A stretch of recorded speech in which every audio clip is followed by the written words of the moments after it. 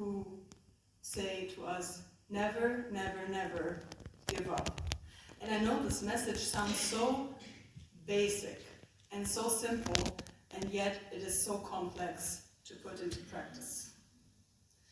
This reminds me of something that I stumbled upon recently when I read a book that a mentor who was helping me build my business recommended to me. And I hope you're all familiar with the DuckTales, Donald Duck, Dagobert Duck. In English, Dagobert is Uncle Scrooge, I learned. And in one chapter of this book it said, don't be Donald, be Dagobert. And I was like, what does that mean? Because in my head I had this image of Dagobert just jumping headfirst into this pit of money, and that was pretty much it. But I don't want to talk about business success, although business success certainly has part in this message that I also want to share with you. Donald Duck is the embodiment of frustration. He tries something, and then he fails. And then the cartoon ends. He doesn't try again. He doesn't get up. He just ends it. Then there is Dagobert. No matter how often he fails, what obstacles he has to overcome, he still manages to get back up because he has the mentality of failure is just part of the process. He has the mentality of, I can learn anything if I just repeat it often enough. And that's the kind of mindset that builds resilience and that turns setbacks into stepping stones. And that's the kind of mindset that we all need to step into this next chapter of our lives. So don't be Donalds, be Dagobert. When you apply for a job and the recruiter says, no, you can't have it, be Dagobert. When you get your dream job and you have no freaking clue what you're doing, be Dagobert. Some of you might move abroad and start a new job, and maybe the adjustment will be difficult. Be Dagobert. You've already taken steps in becoming Dagobert by finishing 4 years of Fontes. And some of you, or I mean all of us certainly, have completed reflection reports. And to some of us this also might be the term that must not be named. Personal and professional development portfolio. Some of us have reflected our minds out of our brains into space.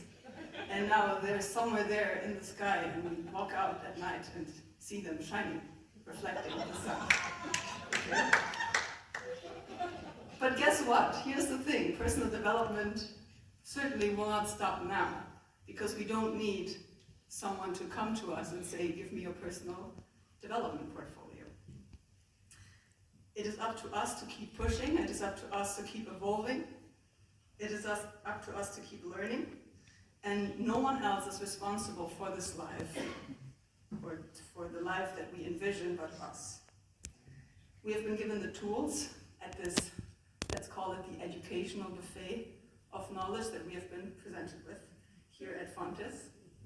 We have been given the experiences, the knowledge, and the tools to use them to carve out our paths. And now it's up to us to use them. And while this responsibility is ours to carry, we certainly did not get here alone. So in the name of the graduates of 2025, I would like to express our gratitude to the people who made this journey possible, to the parents who supported us and still support us, to the friends who listened to our complaints and pains and kept us awake during all the all-nighters, to the teachers who challenged us, inspired us, and equipped us with the knowledge that we carry forward, to the, we're not here today, but the cafeteria staff, the cleaning staff, the security team, and the student service center at Fontes who enabled our journey and provided a safe and comfortable study environment. Lastly, I would like to add a little personal note, a personal thank you to my Lord and Savior Jesus Christ, who gave me this life to live for him.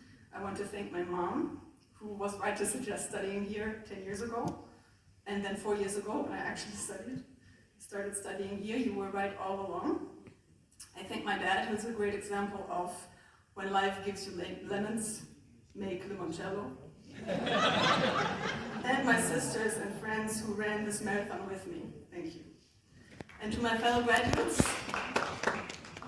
let's go out there and be Dagoberts.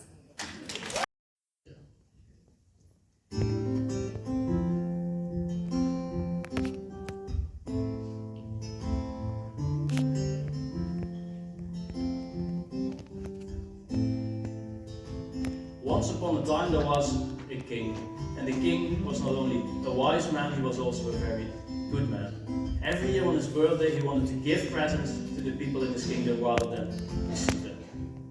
This was the year in which he turned 50 years old, so he wanted to do something big. He wanted to give all the wisdom in the world to the people in his kingdom. So he invited into his big castle all the wise people from the country. Engineers, doctors, philosophers, fifth graduates, you name it. And he said, take 8 weeks, go to all parts of our country and bring all the wisdom of the world to me so that I can give it to my people that I love so dearly. So they went to all parts of the kingdom, collecting stories, books, notes, songs, little parchments, and they put everything into the library of the king's castle. And exactly 8 weeks later, they walked back into the king's office. King, we did it. They brought the king to the library. All the wisdom in the world was there for him.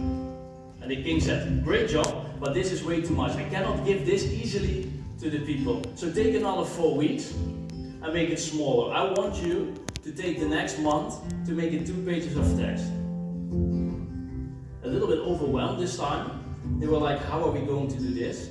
But they didn't really want to go against the will of the king. So they went and summarized, discussed, what do we keep in, what do we leave out, a couple of all-nighters, and exactly 4 weeks later, they walked back into the king's office. King, we did it. They gave him 2 pages of text. And the king read those 2 pages and was reduced to tears. He said, wow, this is beautiful.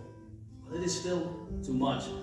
I want everyone in my country, no matter what their educational background is, to be able to do something with it from the day after my birthday. So take another week and make it a sentence. In 1 week, compress all the wisdom in the world into 1 sentence. This time totally overwhelmed, the wise people were like, how are we going to do this? But they did a couple of more discussion rounds, some more all-nighters, and they pulled it off. Exactly 1 minute before the king's 50th birthday, they walked into his office again with a little note. King, we did it. All the wisdom in the world was the title of the little note, and underneath there was 1 sentence. I found that note, and today I would like to share what was on the note with you. All the wisdom in the world was summarized with the sentence, if it is to be, it is up to me. If it is to be, it is up to me. I promise you that everything that you've learned over the last 4 years means absolutely nothing when you don't do something with it. I also promise you that when you apply it, when you go out there, when you follow your north and improve yourself every day in line with that north, there is a lot of growth, a lot of improvement, and a lot of recovery possible. Not just professionally, but at times, maybe more importantly, also personally. And as a last message of your study course, on behalf of all my lovely colleagues, we wish you all the best. Let's do that. And it's just like... Alright. You guys know we just did that for the other ceremony and I totally messed up because I couldn't get my guitar tuned, so if that same thing happens again, it's all your fault. So the other group said we should play one double, but my guitar didn't want, so we also played Hippie Baby. So talking about democratic decision making, right? You guys know you have to sing with us, right? Because I don't want to be the only one embarrassed on the stage. You guys with us? You guys with us?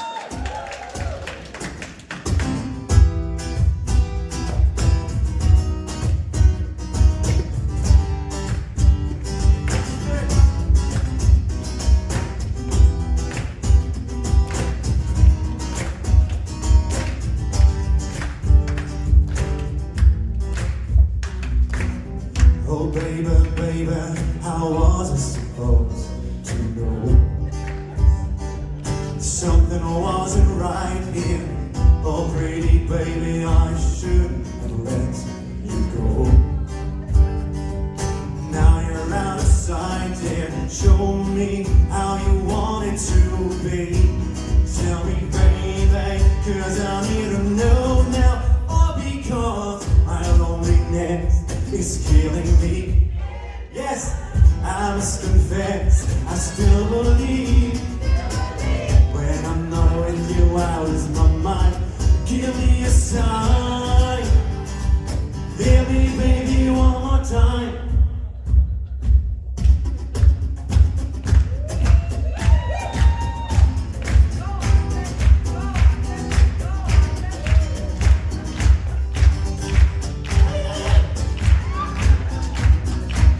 Oh, baby, baby, the reason I breathe is you. Girl, you got me blinded. Oh pretty baby, there's nothing that I wouldn't do. It's not the way I planned it. Show me how you want it to be. Tell me baby, cause I need to know now. Oh because my loneliness is killing me. I must confess, I still believe. When I'm not with you, I lose my mind. Give me a sign. Hit me, baby, one more time. And I must confess that my loneliness is killing me now. I still